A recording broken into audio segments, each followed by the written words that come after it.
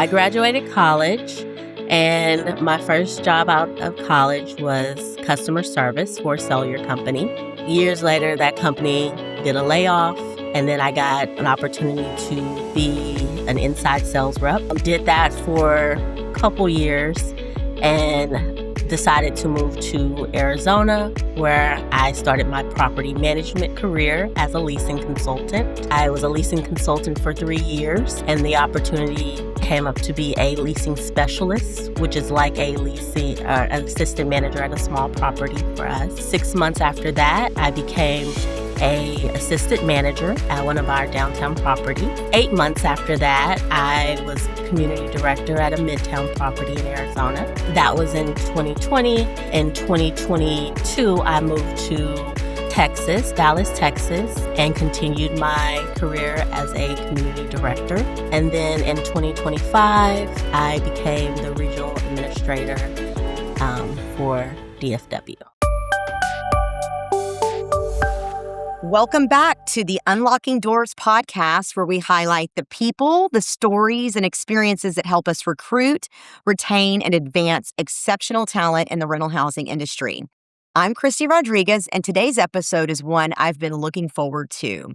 We're talking about something that's close to my heart, which is building a meaningful, successful career in multifamily housing, with or without the traditional path. So my guest today is living proof that the traditional path isn't for everyone and that leadership doesn't follow just one path. She's a trusted industry voice and a change management leader who has helped her organization navigate growth, transformation, and uncertainty with clarity and purpose. So before we get started, let's set the stage for today's conversation. We're going to explore how opportunity often shows up in unexpected moments and how strong leaders can cultivate talent through times of change, and why multifamily is uniquely positioned to transform both business and lives, just as it has transformed hers. So welcome to the show, Dani. Thank you for having me, Christy. I'm so excited to be here. You're welcome. So we've got Dani Brown with Widener joining us today. And I'm thrilled to get to know Dani through this podcast because her role and her story are so unique. And so let's just dive right in. Take us to the beginning of your career. How did multifamily first show up in your life? I had went and got my first apartment, as we all do when we graduate college. Yep. And we're getting out there on our own.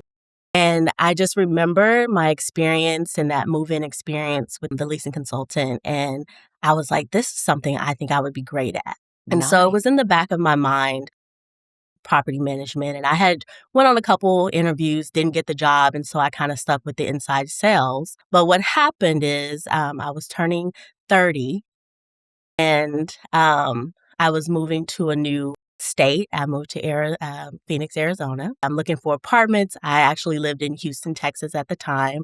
And so I was doing everything online, and I was talking to the leasing consultants, and I asked them, did they have a job available? And they said, yeah, you should apply. Of course, I'm still in Houston at this time. So I do everything online, apply. I really don't hear anything back.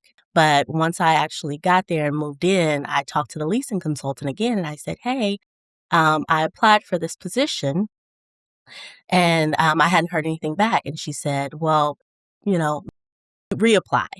Uh-huh. And so I did. And I got a call and I got an interview next day. And I think the interview went really well. And I was so excited. And I came back and I told the leasing consultant that at the property I lived at all about it. And I got a call same day. And they were like, hey, we want to do a meet and greet. And you pretty much practically have the job. So yes, I got excited, but I had also done this in the past when I had applied and I got to, that meet and greet and it didn't go further than that. My birthday was like the following week. I was going to be turning 30. So this was very exciting and I had a passion for property management. So I was really excited about becoming a leasing consultant. And so a couple days before my 30th birthday, after the meet and greet, I didn't get a call. I was like, where's my call? And so that call never came. And then the day before my birthday, I got the call that I didn't get the job. And I was so sad. I was so bummed out. But I was also turning 30 the next day. And I was like, hey, pick myself up. I'm going to enjoy my 30th birthday. I'm still in a new state. There'll be other opportunities, right? And then the day after my birthday, I start applying again and I get an email from the same company. And they say, hey, would you like to come in for an interview? And the first property was actually 30 minutes from where I lived, and this one's like 10 minutes. And Oh, so, even better. right? And so I go to the interview, and the one thing that this person did that no one else had ever done was ask me to show an apartment. She was like, "Oh, the interview was going great. I want you to show me how to sell this apartment." And so Yeah. we walked the model unit, and I was able to, put on that personality and say, hey, what kind of furniture do you have? And I just kind of went into my sales mode, right? And so after that interview, I got the job. And Awesome. so I was a leasing consultant for 3 years. Within the first year, I was rookie of the year for the company. Awesome. And so then after that, that's when my career really started to take off. So then I was a manager, and I became a manager during COVID, 2020. Ooh, talk about trial by fire. Wow. And So that's not middle of normal. COVID. So let's talk about that because, Yes, COVID times were so different during the pandemic, especially for our industry. We're a people industry. We're very yes, much, face to face or had mhm, been up to that point. Um, yes, and so I'm interested to hear more about that. Actually, you didn't have any preconceived notions about what the role was before. So there's that. That's good. right?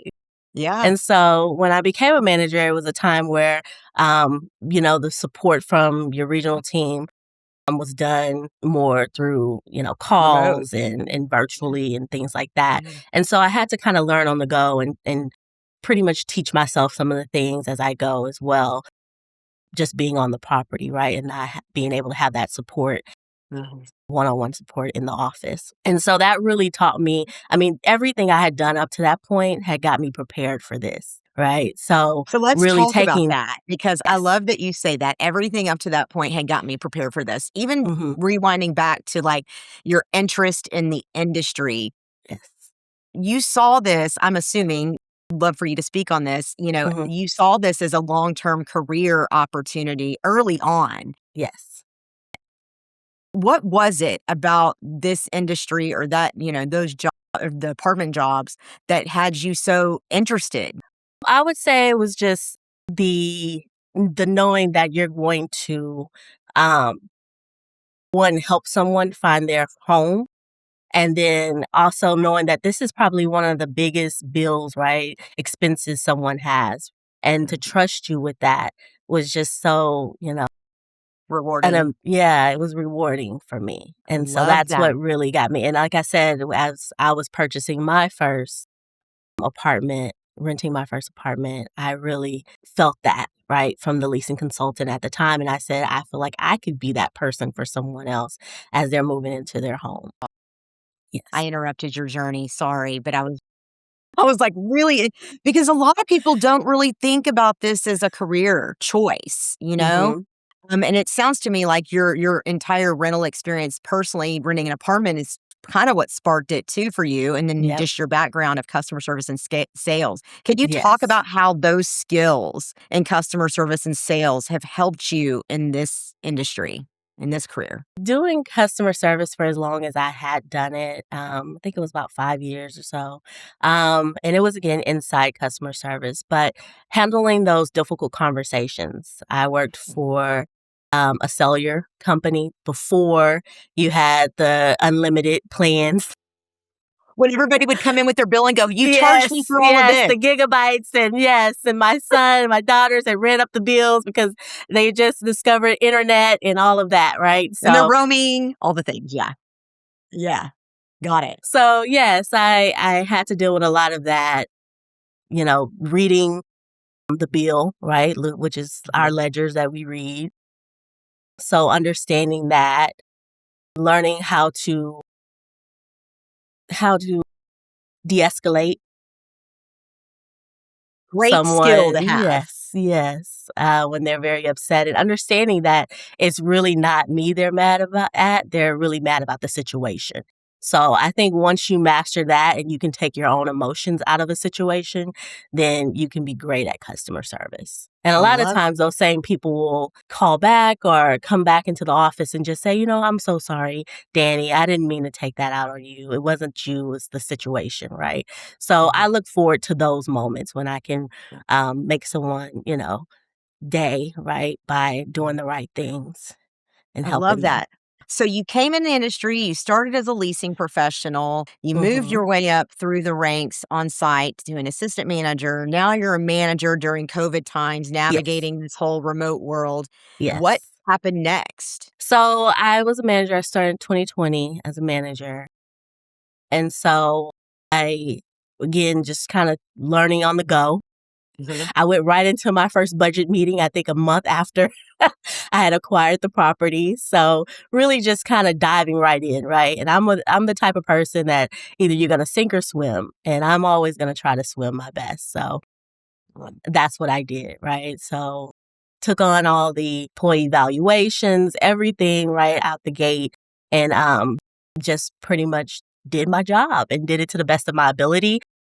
Of course, you're going to make mistakes along the way, but understanding and knowing someone told me that there's nothing you can do that we can't fix, right? That's good So advice. knowing that I'm doing my best, always asking for feedback. I would always ask my boss, still to this day, is there anything else that I can do better? Or do you see anything that I can improve on? So always looking for ways to improve. And again, I'm still in Arizona at the time. And so it was 2022. And my boss at the time, my regional director, area director, sorry, at the time, was actually coming to Dallas to open up a region here for the company. And so I had expressed to her that I would be interested since I am originally from Texas, and coming back to Texas and being closer to my family, which is all out in Houston. Mhm. And so didn't make any moves right away, but she got here, I think about a year later. I reached out to her, let her know again I was still interested. And then in 2022, she reached out to me and said, hey, there's an opportunity. Actually, even this was a pretty interesting story because when I reached out to her, she said, man, I just hired 7 new community directors. Okay. If you would have called me a week ago, I could have maybe been you. And I was just like, I didn't want it a week ago. I wanted it now. So if it's not the time, I'm okay with that. And I felt peace about it, right? I love that. But I was still thinking in the back of my mind, okay, well, just consider me if there are any other opportunities. And so maybe a couple months later, she calls me and says, hey, there's an opportunity. Would you consider it?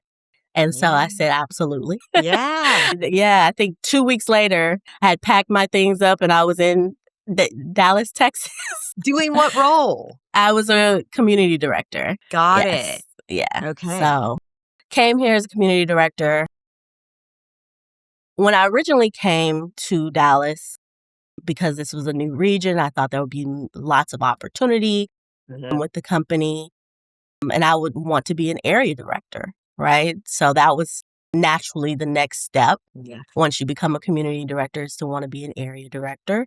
And so that's what I came here wanting. June of 2025, an opportunity came up with the company to be the regional administrative assistant. And so when that came about, my boss reached out and asked me would I be interested. And yeah, it was one of those jobs where when I really sat back, I would have never probably picked it on my own. Yeah, tell me If I more had about to be that. Tell me more about the honest. job itself. What was the job? Because every company has different titles and all of this stuff, but you guys have a really unique setup over there. I really would love to hear more about what your responsibilities were Okay. or So are. regional administrator pretty much deals with like all of the new hiring. They do the new hire orientation, make sure everyone's set up for new hire process. And then also they work with the community directors, all pretty much all the associates, send out any communication from the company or from the regional office. Um, I also do all the events, all of our awards, volunteer events, things like that. I'm the one that sets all that up for the company. So it's a lot of the administration part of the job, right? Which Right. is a lot of the paperwork, making sure promotions go in correctly, any hiring, terminations, all of that, just kind of making sure all the paperwork is done properly for those things. I love it. It's almost like a blend of HR and, administrative Yeah, and centralization kind of too, right? I mean, right. yeah, Yeah, that's been a big buzzword in our industry, and I'm sure a lot of others about centralization. yes. I'd love to hear your thoughts on centralization and, what that means to you. So what that means to me is I'm really trying to find new ways because my position is so broad, right? There's only a couple people within the company that does this. So just trying to figure out ways that I can be more supportive for the associates as well as for the regional team. And so like some of the things that I've done is we do 5-star reviews every week, right? We kind of blast everyone, all the different regions. And so I make contests for my region, right? Like who had the most 5-star reviews, what area director's property, and kind of highlight those people. Are coming up with like contests for lowest in delinquency. Okay. Yeah, Like KPI driven. highlighting our performances, right? So anything that we can highlight, I try to do that once a month. And those are just kind of the things that I try to come up with just to create that morale. I'm trying to Yeah, build a morale with the company and keep everyone engaged.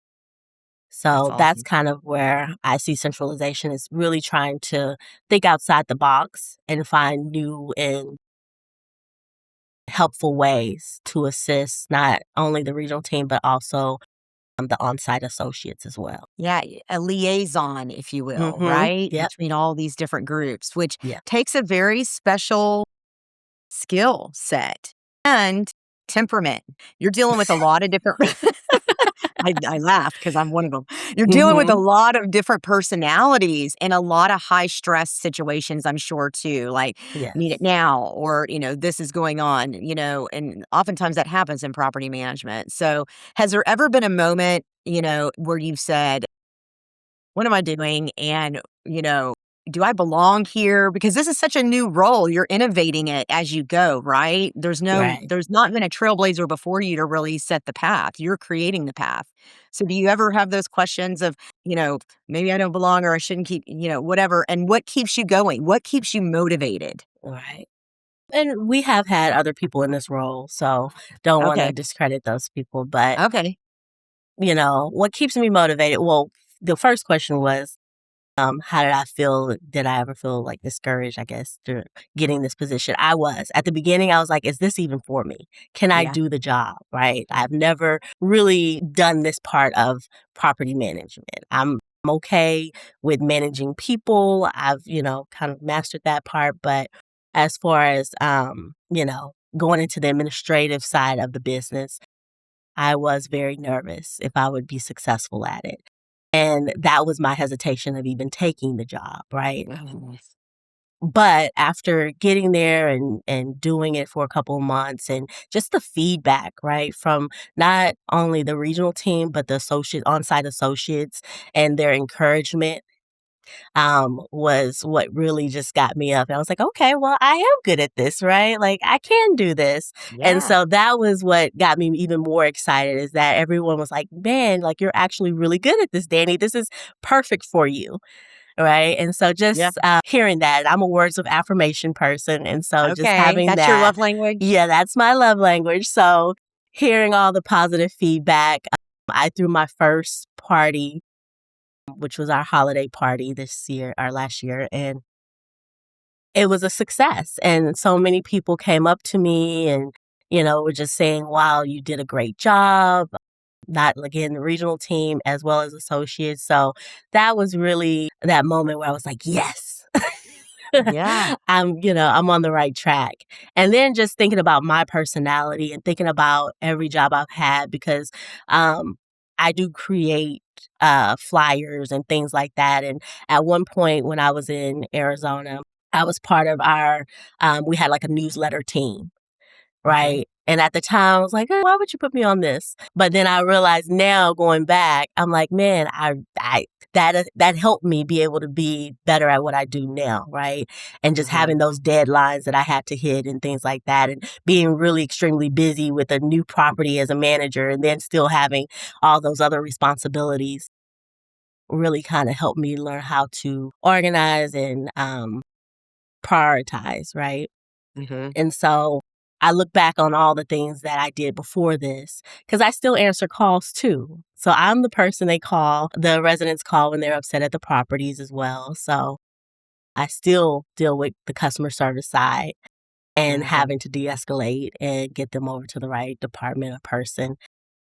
And so all of that, right? Like I look back at all of that I've been through in my career. And at the moment, sometimes I didn't realize why I was in this situation. But then I look at it today, 10 years later, June of this year, I'll be with the company 10 years. And Dare and I I say you're see celebrating 40? I am. You're so much better. The 40s are better than the 30s, just saying. Anyway. I'm looking forward to it. Yeah, you should be. But yeah, Awesome. so yeah, 10 so years.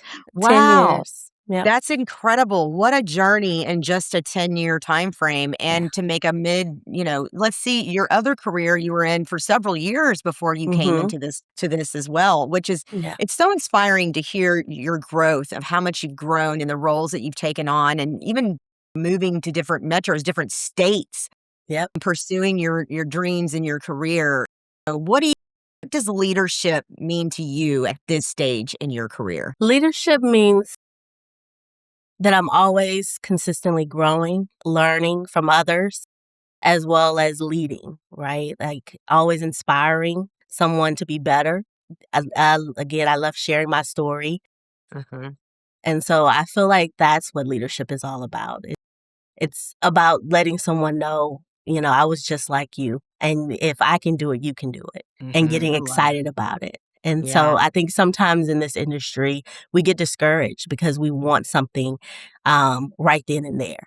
We want to I'm ready to be a community director. I'm ready to be an assistant manager. I'm ready to be the regional director, area director, right? And we forget about the journey. Yes. And if you work hard, if you really work hard and you put in the work, we just went to the AAGD conference, and the first speaker talked about all in. And that's what I really think leadership is. And if you put it all in, and if you go and do your best, even when you think no one's watching, because a lot of what I've achieved was something that, yes, I've expressed that I wanted an opportunity, but a lot of times my company would come to me and say, hey, this position came up. Would you be interested? You should apply for it, right? And so them also seeing my potential and not giving up on me. And I think sometimes people forget that. When you're in this industry, you think, oh, what I'm doing each day doesn't matter. But someone's always watching. Yeah. Especially nowadays. There's so Right. many There's ways to so many watch. people watching Yeah. you. And, if you continue to do what you're supposed to, even when no one's watching, it will pay off. Yeah, And so that's as a good. leader, that's really what I try to instill into the people I speak to, my teams in the past. And then like now in this position, just kind of keeping people motivated, because it's so hard sometimes to stay motivated when, so many things are coming at you from the residents, from the property, from the regional, from everywhere, right? That's what I want to do as a leader, is to keep people excited about coming to work and doing their job and being the best at it, because the opportunity will come. And it may not look like what you thought it would be. And I'm living proof of that.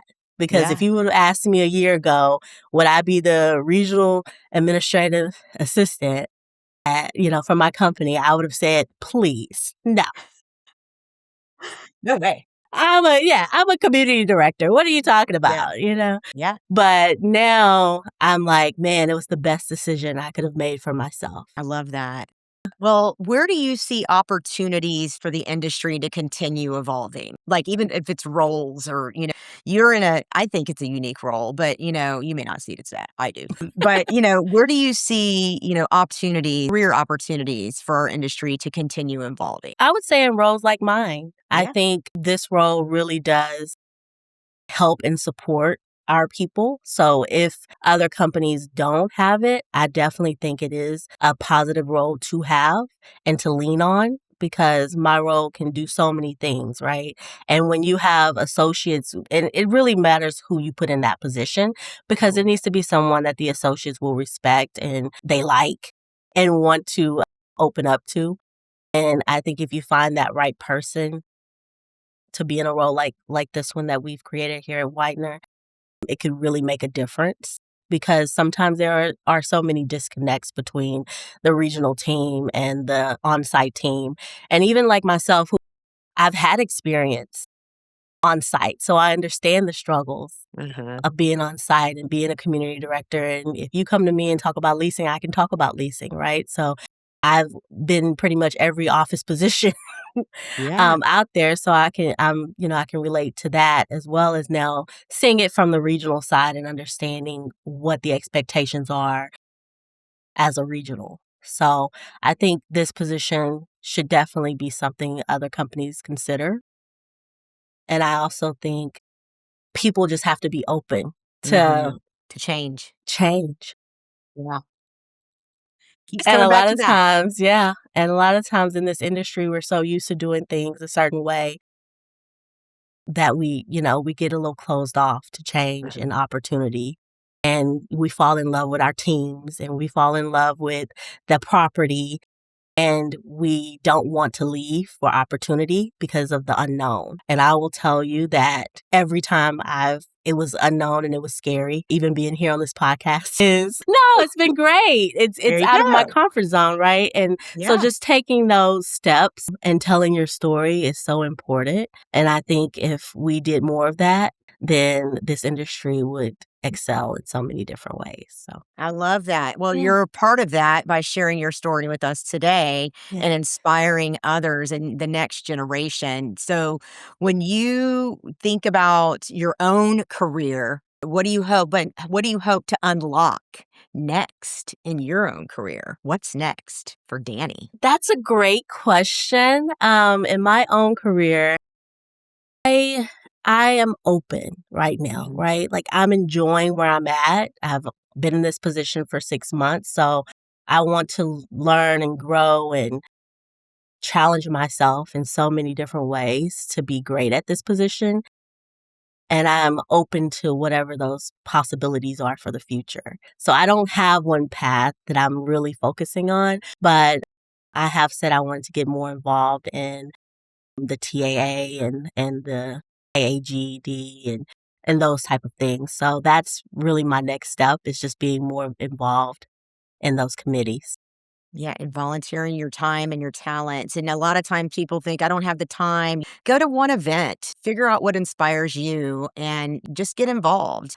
I think it's great to keep building relationships. Some of the people I've met through the association work I've known for decades. So it's pretty inspiring to be surrounded by so many mentors inside and outside my organization. So I'm sure you're seeing that too Yeah. as well. Yes, Yeah. for sure. Well, I appreciate you giving me all of your story. Is there anything else that we didn't touch on that you wanted to touch on? I want to make sure I leave that question open for you.